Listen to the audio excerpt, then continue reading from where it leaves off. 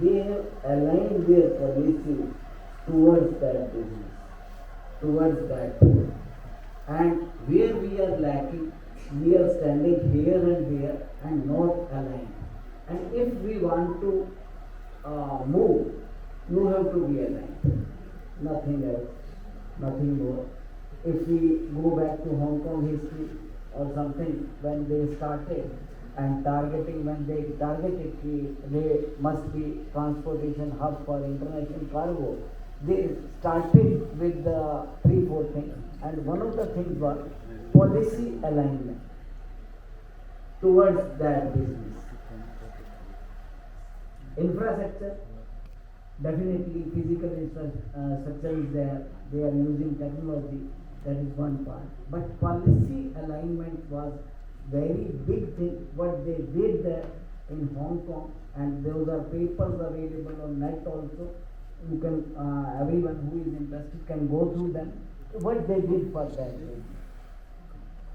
Because if without aligning everybody, if that was possible, that could have done by now. Then second thing, we have a vision about 10 million metric ton cargo, which I'll also support you is quite achievable. Why? Our domestic market is quite full. We are having so much number of airports, but where we are lagging right now, one gentleman from audience side, Mr. Divakar Goyal, also pointed out what we are taking processing time at airports, either domestic or international. Say flying time is 1 hour, 1 hour 50 minutes, 1 hour 30 minutes, but processing time at airport means preparing that consignment for loading and after unloading delivering that to the person is taking much more time, and that has to be looked into. Anyway, there should be standard. Why we are lacking there, we must look into that.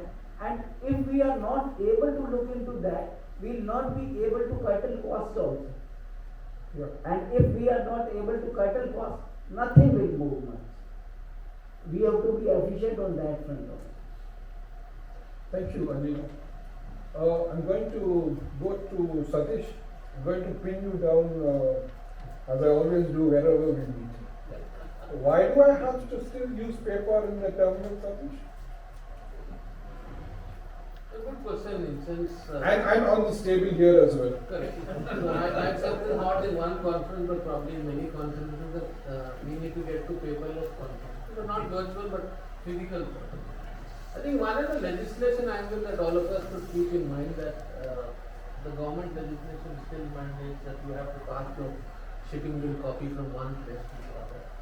Whether you go to the court today or you go to the police station today, they want everything on paper. Now there should be a time when we should mandate that paper is the last thing that you should be using. So classic case, I can tell you, I can't, like today someone said it's not just the government but the private sector. So you anytime walk into our office, you actually take off the printers, because the lesser we make printers available to people in office, they will stop printing homework of the children also. So if you come into my office today, the IT guy makes your life miserable by not allowing you to print, because that's something which I think is something a food for thought for everyone, is that get your printers off as much as possible. The more you get printers, I think you have the anxiety to print papers, sort of. This is one. Two, look at a legislation where whoever comes with paperless thought, incentivize them. Why are you asking me to print 38 copies of a bill of lading today or shipping bill today and present it to an officer who will put a signature in the last column of it? And I'm not going to send it anywhere, for heaven's sake. Again, it comes back into my own file and I'll store it for the next 7 years. And when I go into my storeroom, it will stink like nobody's business again, because I know that in summer it becomes very hot, and in winter sort of thing. So I think two things came clearly to answer: time for change, time to look at sustainability, time to amend the legislation, and time for organizations clearly to relook at what they can stop printing with immediate effect. Clearly. Perfect. Thanks, Satish. Please. Yeah. Okay. I was the, very right on the terminal, I was with somebody yesterday. Sorry. Better? Okay. So I was with a terminal operator and he gave me a startling figure. And this is about 100,000 tons in a year that they handle. 4 lakh pages printed internally. Each one costs, paper costs 30 paisa, ink costs 70 paisa. So a rupee, go on for that. And then additional storage for 7 years. He says, whatever you do in your IT, can you bring it down to 50%? My costs are already covered or whatever you say. Correct. So I think that's the number of people which is there. Absolutely. I would add to that, like recently, not very recently, that as far as the paper is concerned at the port levels, particularly airport levels, the government has done a lot of initiatives. If the customs going totally 100% paperless with e-Sanchit and all that, now the paper is not required at the port. We implemented paperless at Delhi airport 5-7 years back.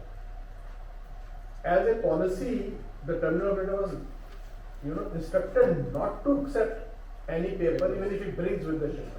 Because by habit, people still bring paper with the shipment. It was not required. The legislation is now okay, the paper will be printed, the airway copy will be printed only on demand. We are now scanning and uploading all this. There's a digital lockers over there, everything is there.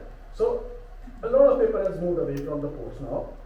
Yeah, still, I'm talking about the air sector. Ocean sector, because DLs are still not so well organized in the ocean sector, the processes are organized, but with the main shipping lines, they already have entered into a collaboration and they are implementing EBLs. EBLs will be on your table, on your systems very soon, maybe in a year's time. So that will reduce a lot of paper. Paper has actually gone a lot away from it, but by habit, we have a habit of, as a record keeping, to print and store it. And it comes from the comfort level when you see a file like this, okay, I have now put into a Dispatch.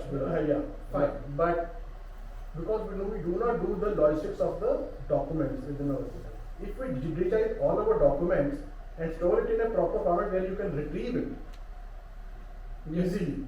So people are not using systems for your office records also, storing and retrieving on demand. I think that's very well said, Parvinderji. If we can today fly with a mobile phone, Yeah.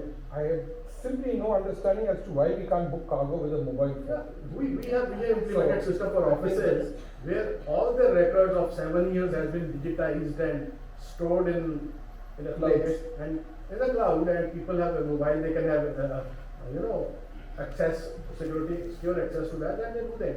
We have implemented for our office. Government is doing a lot of digitization. Correct. E-office, my company is doing scanning for the government sector. Lakhs and crores of pages we are scanning for them and uploading into the e-office software which the government runs now on e-office.